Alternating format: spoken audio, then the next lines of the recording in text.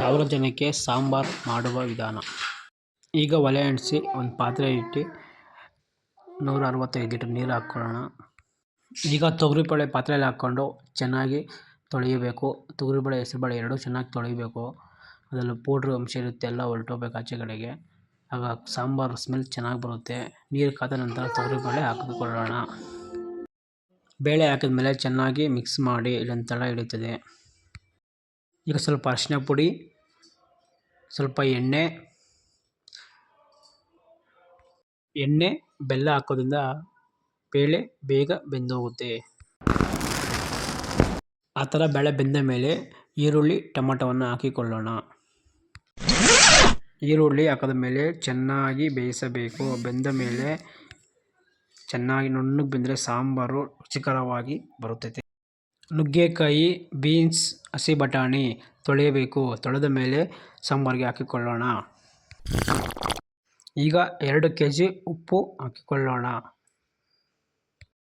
ನುಗ್ಗೆಕಾಯಿ ಬೆಂದ ನಂತರ ಆಲೂಗಡ್ಡೆ ಬದನೆಕಾಯಿ ಹಾಕಬೇಕು. ಈಗ ಒಗ್ಗರಣೆ ಮಾಡ್ಕೊಂಡು ಪಾತ್ರೆ, ಎಣ್ಣೆ, ತುಪ್ಪ ಹಾಕಿಕೊಳ್ಳೋಣ. ಸಾಸಿವೆ ಫಸ್ಟು ಇಷ್ಟಪಟ್ಟು ಆದಮೇಲೆ ಈಗ ಕರ್ಬೇವಿನ ಸೊಪ್ಪು, ಬಾಡಿಗೆ ಮೆಣಸಿನಕಾಯಿ, ಜೀರಿಗೆ ಹಾಕಿಕೊಳ್ಳೋಣ.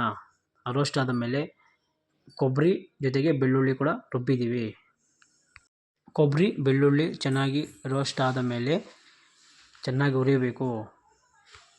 ಅವಾಗ ಸ್ವಲ್ಪ ಬೆಲ್ಲ ಹಾಕಿದ್ರಿ, ಇವಾಗ ಸ್ವಲ್ಪ ಬೆಲ್ಲ ಸಾಕು, ಜಾಸ್ತಿ ಬೇಡ. ಈಗ ಸಾಂಬಾರು ಪೌಡ್ರು 2 kg ತೆಗೆದುಕೊಂಡಿದ್ದೀನಿ. GRB ಅಥವಾ ಶಕ್ತಿ ಅಥವಾ ಆಚಿ 3ರಲ್ಲಿ ಯಾವ್ದಾರ ಒಂದು ಪೌಡ್ರ್ ಹಾಕ್ಕೊಳ್ಳಿ, ಚೆನ್ನಾಗಿರುತ್ತದೆ. 2 kg ಪೌಡರ್. ಹುಣಸೆಹಣ್ಣು ಹುಳಿ ಒಂದು 2 ಲೀಟರು, ನೀರಾಗಿದ್ದರೆ 2 ಲೀಟರು, ಗಟ್ಟಿ ಇದ್ದರೆ 1 ಲೀಟರು. ಈಗ ಒಗ್ಗರಣೆ ಆದ ನಂತರ ಸಾಂಬಾರು ಪಾತ್ರೆಗೆ ಎತ್ಕೊಂಡೋಗಿ ಹಾಕಿಕೊಳ್ಳೋಣ. ಚೆನ್ನಾಗಿ ಮಿಕ್ಸ್ ಮಾಡಬೇಕು ನಾವು.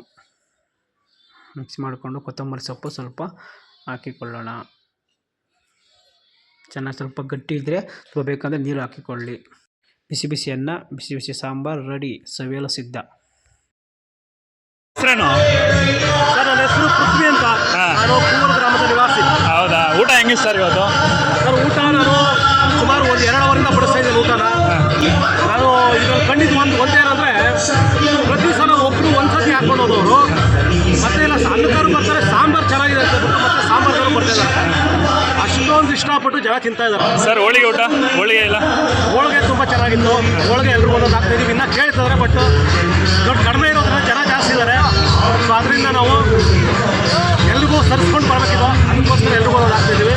ಹೋಳಿಗೆ, ಬಜ್ಜಿ, ಮೊಸರನ್ನ, ಅನ್ನ ಸಾಂಬಾರು ಅಂತೂ ನೆಕ್ಸ್ಟ್ ಲೆವೆಲ್ ಆಗಿದೆ, ತುಂಬ ಚೆನ್ನಾಗಿದೆ. ಸರ್, ನಿಮ್ದು ಬಿಡ್ಬೇಕು ಸರ್. ಊಟ ಹೆಂಗಿತ್ತು? ತುಂಬ ಚೆನ್ನಾಗಿದೆ.